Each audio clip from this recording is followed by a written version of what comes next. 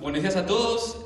Mi nombre es Francisco Paz de la empresa DAO y un poquito la idea que queremos presentar hoy es envases flexibles en general, es decir, contarles un poquito la ciencia detrás de los envases flexibles y también vamos a compartir con ustedes algunas innovaciones que estamos trabajando en DAO en pos de poder desarrollar envases flexibles que sean más reciclables y sustentables.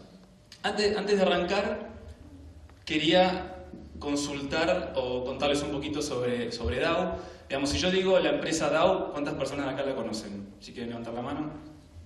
Tenemos un par. ¿Y cuántas personas realmente saben todo lo que hacemos en DAO?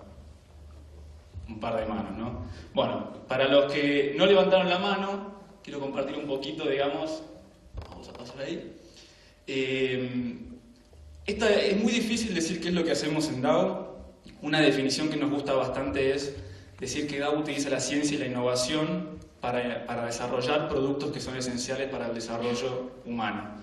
Esta definición no es del todo clara, por eso en la próxima diapositiva vamos a poder entender mejor, pero para que ustedes sepan más o menos, tenemos ventas anuales a nivel mundial por 57.000 millones de dólares. Fue una empresa fundada en 1897 por Herbert Dow. Emplea 52.000 personas a nivel global y tenemos más de 5.000 productos y servicios en 160 países.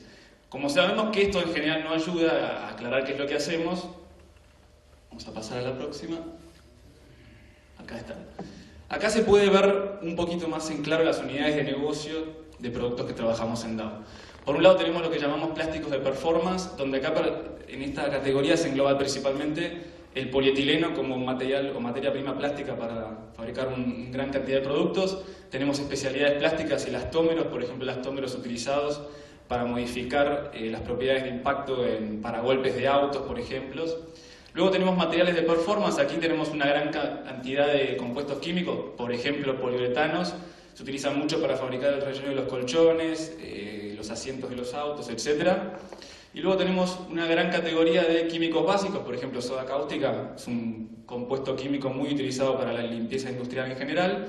Y tenemos toda una división de agricultura donde se produce una gran cantidad de aceites, productos para protección de cultivos y semillas de girasol, sorgo, maíz, etc. Todos estos productos se utilizan en una gran cantidad de aplicaciones que van desde electrónicas, pinturas y coatings, ciencias de agricultura, materiales de performance y principalmente muchos productos nuestros van destinados a la industria del packaging, que es lo que vamos a hablar un poquito hoy.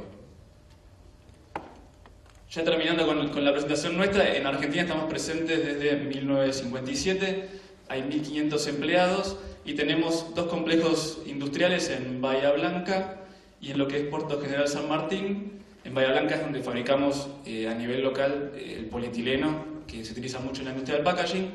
Y luego tenemos plantas industriales en Colón, Zárate, provincia de Buenos Aires, Venado Tuerto y en Santa Fe.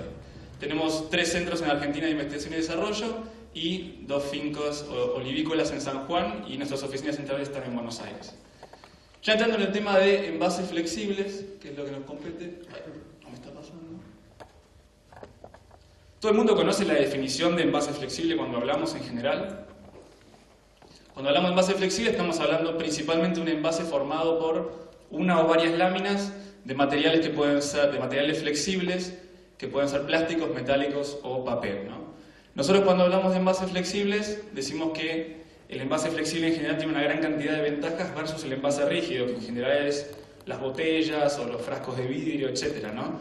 Principalmente, por ejemplo, la cantidad de material. Yo por ahí tengo una botella de polietileno de alta densidad, tiene 100 gramos para contener, por decir algo, 1 litro de producto. Si yo hago un envase flexible, por ahí con menos de 10 gramos puedo contener la misma cantidad de producto, con lo cual hay un ahorro muy importante en lo que hace al material.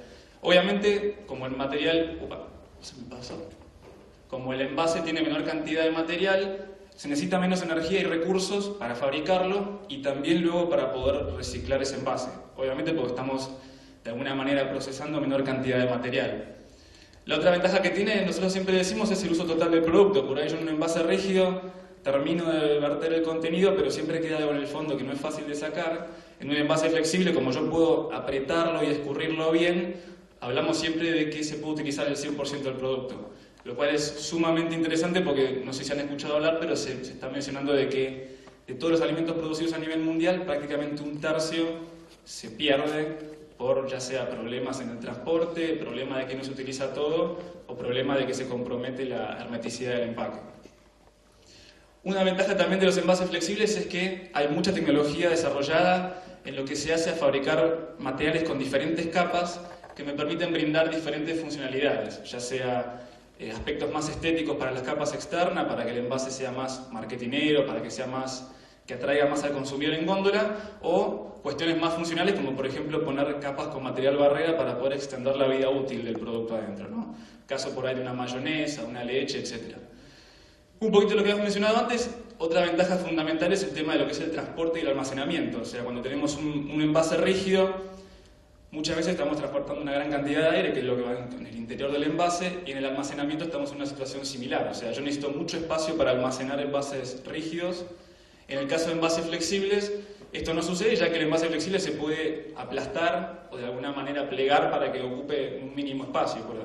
Por ahí yo tengo un almacén con una gran cantidad de bidones, y en una caja puedo poner esa misma cantidad de unidades, pero de envases flexibles. Acá también hablamos de la versatilidad de diseños y formas.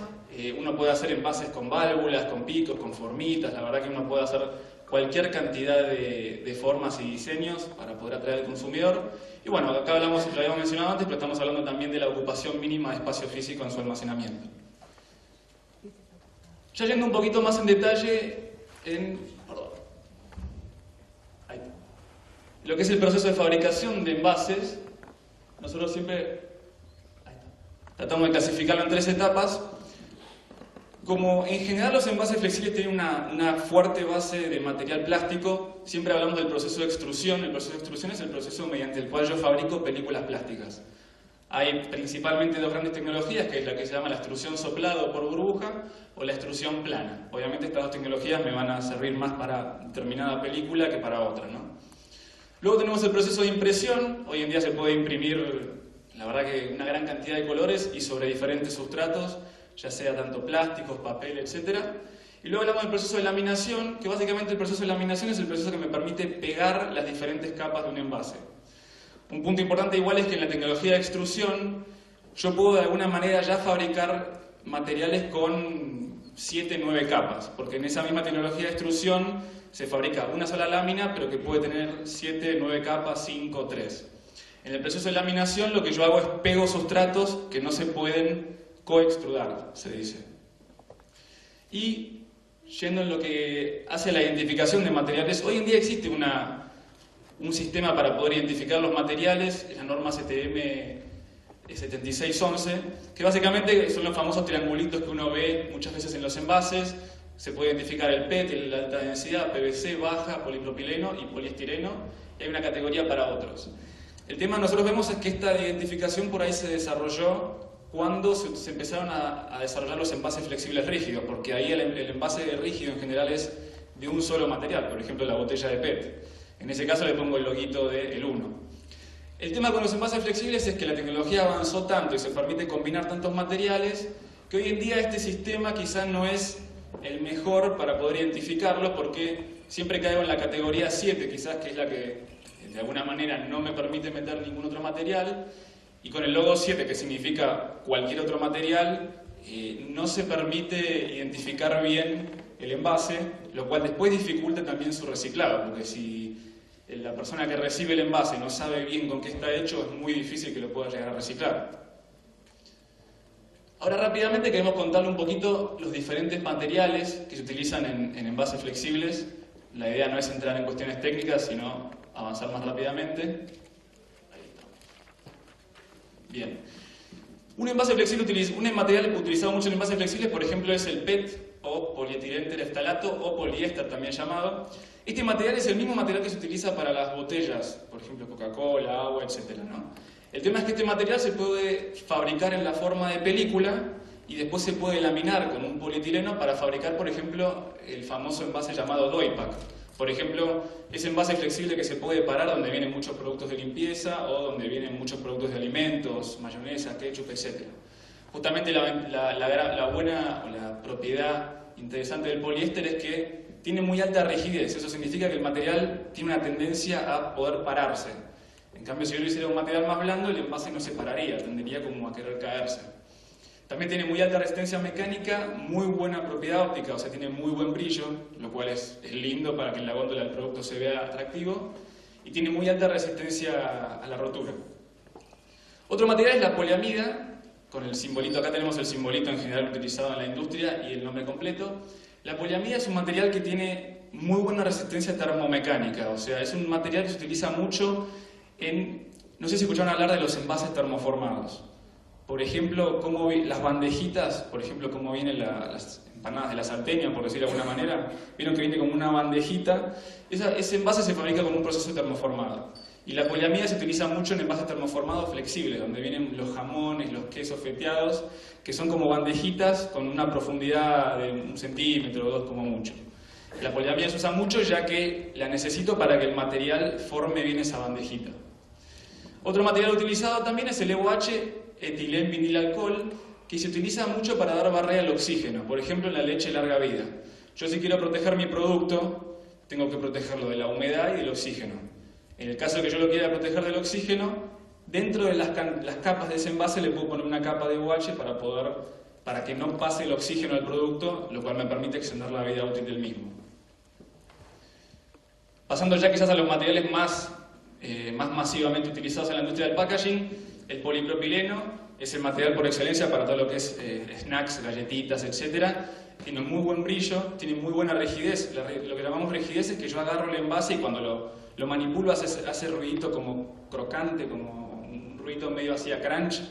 El polipropileno le da esa propiedad por tener muy alta rigidez. También tiene muy buena capacidad de impresión y muy buena apariencia estética. Todo lo que es galletitas, snacks, papas fritas, inclusive las pastas en general vienen en envases de polipropileno, que puede ser monoorientado, ahí se lo llama en general OPP o CPP por polipropileno cast, o biorientado, en ese caso se lo llama BOPP. Obviamente ambos materiales tienen procesos de fabricación levemente diferentes, lo cual también termina influyendo en el costo después, ¿no?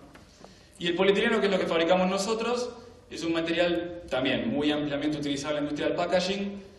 Hoy en día hay 3 grandes familias, que es el polietileno de baja densidad, el baja densidad lineal y el polietileno de alta densidad. Por ejemplo, el polietileno de alta densidad es el que se utiliza mucho en las bolsas de supermercado, y los baja densidad y los lineales se utilizan mucho en películas para packaging. Por ejemplo, un envase de azúcar, un termocontraíble para las botellas, bolsa de alimento para mascotas. La verdad que el polietileno se utiliza muchísimo en diferentes envases. Tiene muy buenas características mecánicas y una propiedad muy interesante para la industria del packaging es la propiedad del sello. Es decir, el material tiene muy buena capacidad de sellar para los procesos de envasado automático de alta velocidad. Cuando hablo del proceso de sello, hablo de que la capa interna, con el calor, si la pongo en contacto y hago presión, cuando se solidifica la capa esa, queda una capa nueva formada que es el sello del envase. En definitiva, eso es lo que permite proteger al producto de adentro. Y finalmente, dos materiales más utilizados mucho en el packaging, pero que no son poliméricos, son el aluminio y el papel. Si me pasa, ahí estamos. El aluminio, bueno, es utilizado mucho porque al ser un sustrato metálico tiene barrera absoluta a la humedad y al oxígeno. Se utiliza mucho en lo que es, por ahí, envases de salsas, envases de mayonesas, que son productos bastante sensibles al oxígeno, o sea, se previene la oxidación del producto, lo cual hace que no se degrade. Y también tiene una estética, o sea, el aspecto metálico es algo también, desde el punto de vista de marketing, muchas veces buscado en el producto, ¿no? La única desventaja del aluminio es que es un material bastante sensible a la flexión, o sea, si el material se manipula mucho se pueden generar microperforaciones, y una vez que ya se microperfora el aluminio se compromete la barrera porque el gas puede pasar libremente de una capa a la otra. Y el papel, bueno, el papel es utilizado, nosotros creemos, o sea, por empezar es uno de los principales materiales usados para el packaging, tiene muy buena resistencia a la tracción y creemos que tiene como ese aspecto más terrenal, entre comillas. Se usa mucho para lo que es la yerba, para lo que es la harina. Obviamente una desventaja que tiene es el tema de la sensibilidad a la humedad, o sea, un envase de papel cuando se moja en general se tiende a estropear, porque el papel se disuelve en el agua. Bien, habiendo explicado eso un poquitito, pasamos ahora a lo que es... Vamos a volver para atrás. Como les mencionamos, estos diferentes materiales en general en los envases se utilizan en diferentes capas. O sea, yo puedo tener envases sumamente complejos con 3, 4, 5 materiales, como los envases de yerba cuatrilaminados, o puedo tener envases más simples donde combino en las diferentes capas un mismo material, como estamos mencionando ahí. Por ejemplo, el caso, por ejemplo, de un termocontraíble para botellas o una bolsa de polietileno para jabón en polvo o para alimento para mascota. Estos envases en general decimos que son fácilmente reciclables. ¿Por qué decimos que son fácilmente reciclables? Porque hoy en día la industria de reciclado está montada sobre la base de que los plásticos para el packaging son termoplásticos. ¿Alguien sabe lo que es un termoplástico? Un termoplástico se puede hacer una analogía con el chocolate. O sea, si yo compro un chocolate en barra, yo puedo calentar ese chocolate y después darle la formita de un corazón, un conejito, etc. El proceso de fabricación de varios de estos materiales para packaging es bastante similar. Yo compro el grumo, ese material lo caliento y después le doy forma, ya sea de una película o puede ser de un bidón. La propiedad de estos materiales es que por más que yo fabriqué una película, un bidón, etc., yo puedo volver a moler ese material, esa película o ese envase rígido, y puedo volver a calentarlo para formar materia prima nuevamente para fabricar otra cosa. ¿Se entiende más o menos eso? Es como el chocolate. Yo compro el chocolate, fabrico un bombón, no quiero hacer un corazoncito, agarro, lo caliento de vuelta y le doy forma de conejito. Con estos materiales para packaging en general es similar.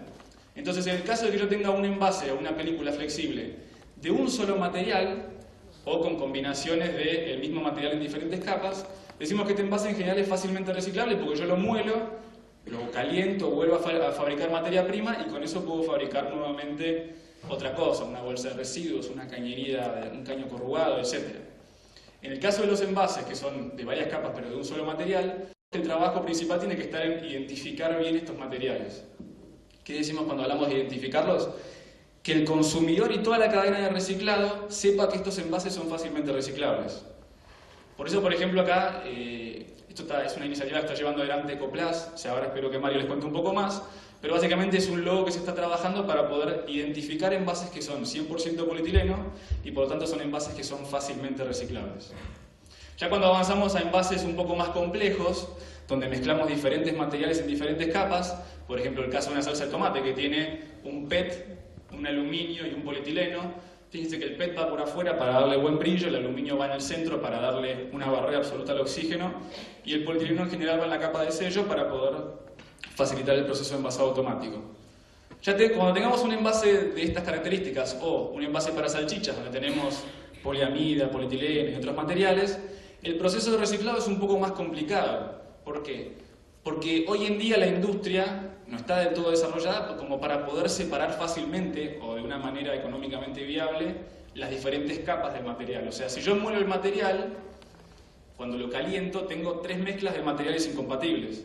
Esos materiales incompatibles después van a resultar en una materia prima que hoy en día no sirve del todo para poder fabricar algo nuevo, porque como tengo mezclas de 3 materiales que no son compatibles, la calidad de la materia prima decimos que no es muy buena. Si de alguna manera yo pudiese separar las 3 capas, los 3 sustratos por separado son totalmente reciclables. En el caso de un PET, me queda una película que es el mismo material que una botella, el aluminio lo puedo reciclar y el polietileno lo puedo reciclar fácilmente. Pero decimos que la complejidad está justamente en que hoy en día son envases que no son fácilmente reciclables por las técnicas actuales o el desarrollo que tiene la industria del reciclado hoy en día. Siempre cuando hablamos de un proceso de reciclado, donde molemos el material, lo volvemos a calentar y formamos un grumo para fabricar otra cosa. Si yo quiero de alguna manera utilizar esto como materia prima para fabricar paneles prensados, sí se podría hacer porque en ese caso no hay ningún proceso de calentamiento y fabricación de materia prima nueva. Entonces, en este caso, en estos envases más complejos, nosotros creemos que hay una oportunidad para innovar, pero en envases que son más fácilmente reciclables. Es decir, hacer lo mismo, pero tratar de hacerlo con un solo material o con materiales más compatibles para que el proceso de reciclado sea completamente viable desde el punto de vista económico. Entonces, ahí queríamos comentarles muy rápidamente algunas iniciativas que estamos trabajando internamente en DAO, que son básicamente los envases más complejos, tratar de sustituirlos por envases que son más simples y más fácilmente reciclables. Por ejemplo, el caso de, si me permite pasar, Por ejemplo, el caso del Doypack. El Doypack le dijimos que es el envase flexible que se puede parar, muy utilizado para todo lo que es productos de limpieza y mayonesas y algunos alimentos. Este envase nosotros vemos que está creciendo mucho a nivel mundial porque combina las ventajas sustentables de un envase flexible con la ventaja más marketingera de un envase rígido, que es poder pararse en la góndola. Entonces lo que se hizo internamente en Dow se trabajó en desarrollar un Doypack 100% polietileno, es decir, sacar el poliéster y hacerlo con diferentes polietilenos para conseguir las mismas prestaciones, es decir, los mismos beneficios o que se pueda utilizar de la misma manera, pero con un envase que es 100% reciclable porque está hecho con solo polietileno. ¿Se entiende más o menos el concepto? Yo tengo algunas muestras, si después les interesa se las puedo mostrar. Otro desarrollo que se hizo fue una película que se llama Diamanto. Como les comenté, el polipropileno se utiliza mucho en envases para snacks o en envases laminados con polietileno para arroz, etc., porque tiene esa apariencia muy atractiva, ¿no? El problema es que hasta el momento con polietileno no se podía hacer esto, porque si yo quiero fabricar un polietileno rígido, de alguna manera comprometo las propiedades ópticas. O sea, el material me queda opaco, me queda como una bolsa de arranque de supermercado, ¿no? La que uso para meter la verdura y la carne. Ese material, desde un punto de vista marketingero, no es estéticamente muy atractivo. Entonces lo que se desarrolló fue una película que es muy transparente y muy rígida, o sea que me hace el ruidito ese crunchy, por así decirlo, con lo cual yo podría fabricar con solo polietileno envases que antes se hacían combinando polipropileno con otros materiales. Caso de las pastas, caso de caramelos, galletitas, etc. Y la otra innovación que queremos comentarle es, también estamos trabajando en lo que le comenté del envase termoformado, por ejemplo, de las salchichas. Vieron que yo les comenté que este envase tiene poliamida, porque la poliamida es lo que me permite que la bandejita se forme bien. Internamente en Dow se llevaron a cabo adelante desarrollos para poder fabricar lo mismo, pero sin la poliamida. Sacando la poliamida lo puedo hacer solo con el polietileno y de esta manera tengo el envase que cumple la misma función, pero solo hecho con un material. Obviamente cuando hablo con un material hablo con la familia de polietileno. Después tiene por ahí hasta 5, 6, 7 capas de diferentes polietilenos que me permiten darle diferentes propiedades. Y también queríamos compartir con ustedes dos desarrollos que por ahí no van en línea con el tema de que el envase sea más reciclable, pero sí con que el envase sea más sustentable. Es decir, estamos trabajando en tecnología de microespumado, que lo que me permitiría es inyectarle aire a una película de polietileno, lo cual me permite hacer microcélulas de aire, o microceldas. Es decir, es como que hacemos un flota-flota a nivel microscópico. De esta manera lo que logramos es, inyectando aire, permitís bajar la cantidad de material en un 25%, 15 a 25%. Con lo cual, de alguna manera, yo cumplo la misma función, pero en vez de tener 100% polietileno, tengo 75% polietileno y 25% de aire. ¿Se entiende el concepto? Básicamente lo que busco es bajar la cantidad de material.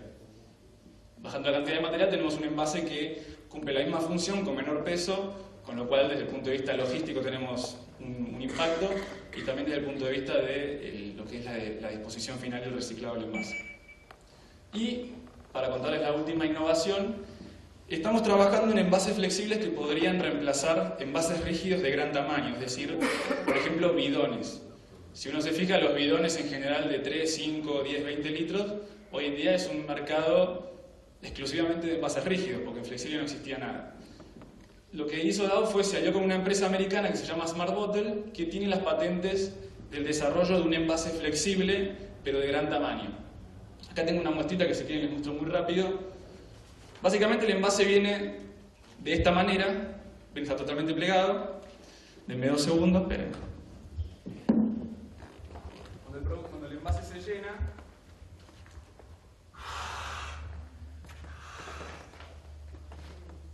fíjense que el envase queda, digamos, de alguna manera en la góndola queda expuesto así, ¿no? Esto tiene 3,68 litros o 1 galón. Uno utiliza el producto y después lo que puede hacer es, el envase uno lo puede aplanar completamente, lo cual queda mucho más práctico para la disposición final del transporte y el almacenamiento. Esto se puede hacer hasta 20 litros, que es este tamaño, pero no creo que tenga los pulmones para poder llenar eso. Así que vamos a dejarlo pasar. Y ya, digamos, de alguna manera, terminando con la presentación, quería simplemente dejarle estos mensajes principales. O sea, No podemos decir nunca que un envase no es reciclable. Lo que podemos decir es que hay envases que son más fácilmente reciclables que otros. De esto siempre teniendo en cuenta la tecnología y el nivel tecnológico de la industria hoy en día, ¿no? Principalmente por lo que les comenté de los envases con diferentes capas. Obviamente lo que va a determinar el porcentaje de reciclado de un envase es su valor y su viabilidad económica, o sea, todos tienen que ganar en la cadena reciclada. Si un envase no es fácilmente reciclable, quizás hoy en día, por cuestiones económicas y de costos, o sea, no se pueda llegar a reciclar, con lo cual está la propuesta de tenemos que trabajar, por un lado, en identificar los envases que son fácilmente reciclables y, por otro lado, tenemos que trabajar en que los envases que no son fácilmente reciclables, tratar de hacerlos más fácilmente reciclables para adaptarnos a la industria y la tecnología que hoy en día disponemos para poder reciclar envases flexibles. Y ya con eso termino la presentación y estoy a su disposición para preguntas, dudas, consultas que quieran hacerme.